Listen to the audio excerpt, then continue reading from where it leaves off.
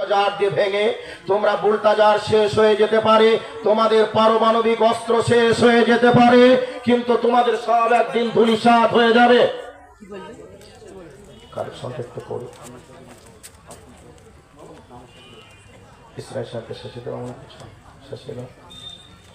তো তোমাদের সব শেষ হয়ে যেতে পারে, কিন্তু জেনে রেখে দিবে মুসলমান কোনোদিন শেষ হবে না।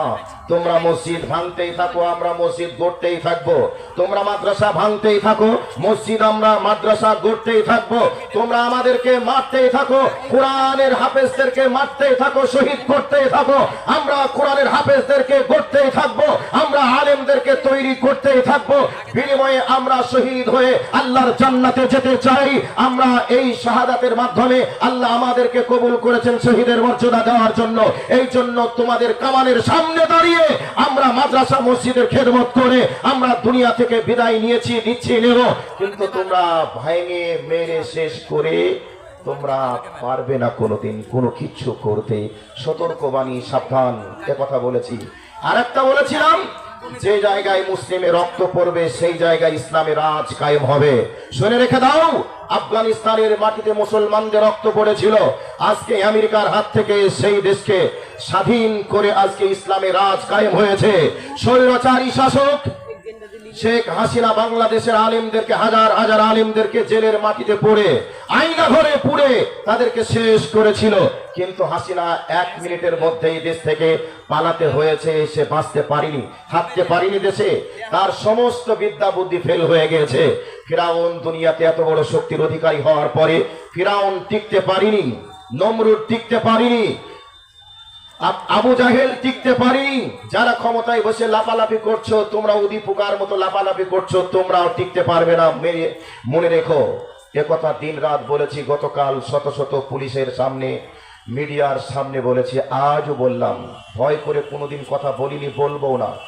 শরীরে যতদিন রক্ত আছে, দম যতদিন চলবে, এইভাবেই চলবে। কাজেই আমি আপনাদেরকে বলছি, তামাম পৃথিবী জুড়ে মসজিদ মাদ্রাসা ভাঙার সংগ্রাম নীল নকশা তারা তৈরি করছে, আর আমরা গড়ার নীল নকশা তৈরি করছি দিন রাত। বুকের রক্তকে পানি করে, পায়ের রক্তকে মাথার রক্তকে পায়ে ফেলে, হাড় ভাঙা পরিশ্রম করে আমরা উপার্জন করে মাদ্রাসা তৈরি করি, মসজিদ তৈরি করি। কাজেই এই মসজিদ কিয়ামত পর্যন্ত তৈরি করতেই থাকবো। বিনিময়ে আল্লাহর জান্নাতে আমরা যাব। যারা এই করতেই যারা শহীদ হয়ে মারা যাবে, জানতে হবে আল্লাহ তাদেরকে শহীদ হিসাবে কবুল করতে চেয়েছেন। কাজেই আমরা দুঃখিত নই, আমরা টেনশনও করি না। যারা যাচ্ছে তাদের জন্য দোয়া, আল্লাহ তাদেরকে শহীদ মর্যাদা হিসাবে তুমি কবুল করো। কাজেই ভাই আমার, আমি লম্বা টাইম ধরে কথা বলার মতো সুযোগ পাবো না, কারণ এর পরেও 2 জন বিজ্ঞ বক্তা আছেন।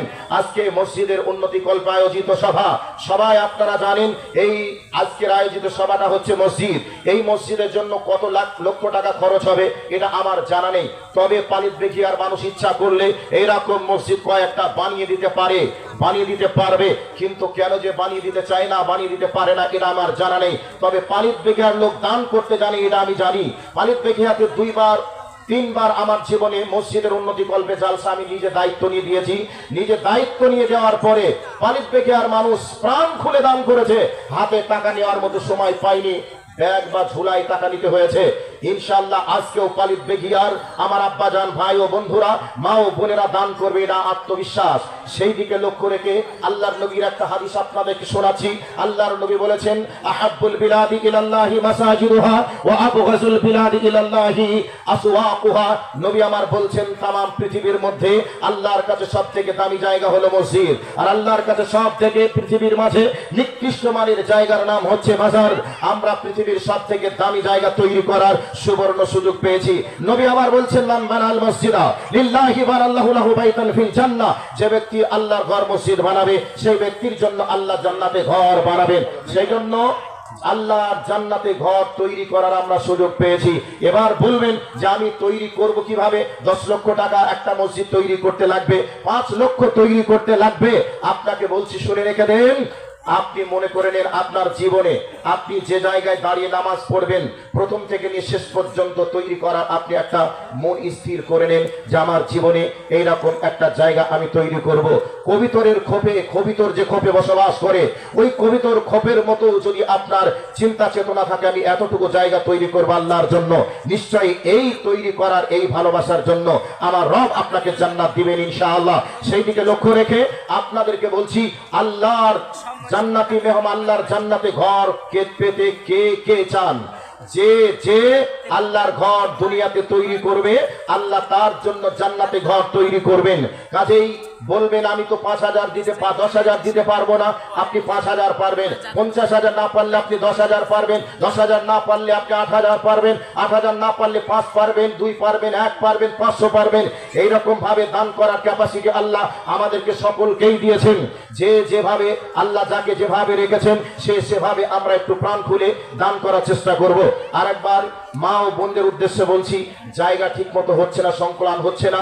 মা ও বোন সামনে জায়গা ফাঁকা রেখে কেউ বসবেন না, আপনারা আপনাদের সামনে জায়গাটাকে পূরণ করে অন্য মা বোনদেরকে বসার সুযোগ তৈরি করে দেন। এটা আপনাদের কাছে আন্তরিক অনুরোধ, আন্তরিক দাবি, আর আপনার এটা ইমানি কর্তব্য। আপনি বসে আছেন সামনে জায়গা বড় করে, কিন্তু একজন বসতে পারছে না, তার ডিস্টার্ব হচ্ছে, এই ডিস্টার্বটা দেওয়া যাবে না। কাজে আপনি তার জন্য জায়গাটা একটু ক্লিয়ার করে দেন। বাবাজি ভাই, যুবকেরা যারা বসে আছেন আপনাদের সামনেও যাদের জায়গা ফাঁকা আছে এখনো আপনার জমি জমি বসে যান, কারণ পিছনে অনেক ভাই লজ্জা করে দাঁড়িয়ে আছে, এত লজ্জা, ওরা মানুষকে ভিড় ঠেলে কেউ আসতে চায় না, খুবই লজ্জা তো ওদের। সেই জন্য একটু বলছি ওদেরকে একটু জায়গা করে দেন।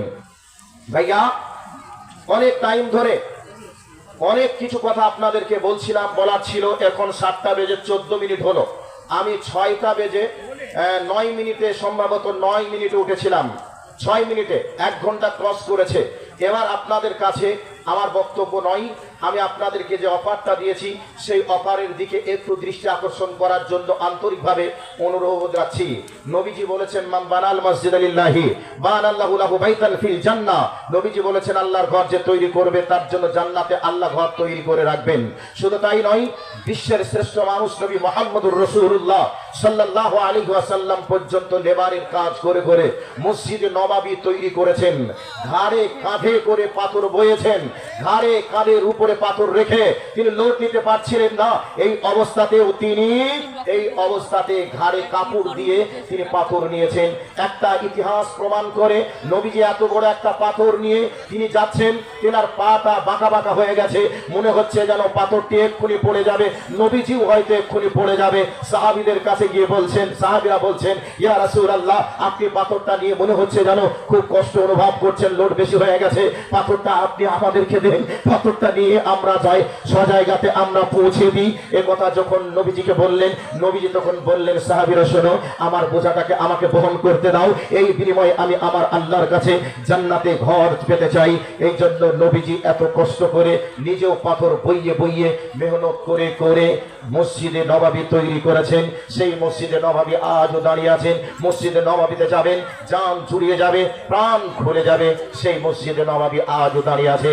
সম্মানিত উপস্থিতি, এবার একবার সিংহের মতন গর্জন দিয়ে লিল্লাহি তাকবীর আওয়াজ দেওয়ার সাথে সাথে একজন উঠে দাঁড় হয়ে বলবেন যে আমি আল্লাহর ঘর তৈরির জন্য আমি 10,000 টাকা দেব। একজন উঠে বলবেন আমি 20,000 টাকা দেব। একজন বলবেন, বলেছি তো 10, তারপর 20 বলেছেন। একজন বলবেন আমি 20,000 টাকা দেব, আরেকজন বলবেন আমি 10,000 টাকা দেব, আর একজন বলবেন আমি 15,000 টাকা দেব। এইভাবে করে 20 থেকে শুরু করে আল্লাহ যাকে যে হালাতে রেখেছেন সে হালাতে একটু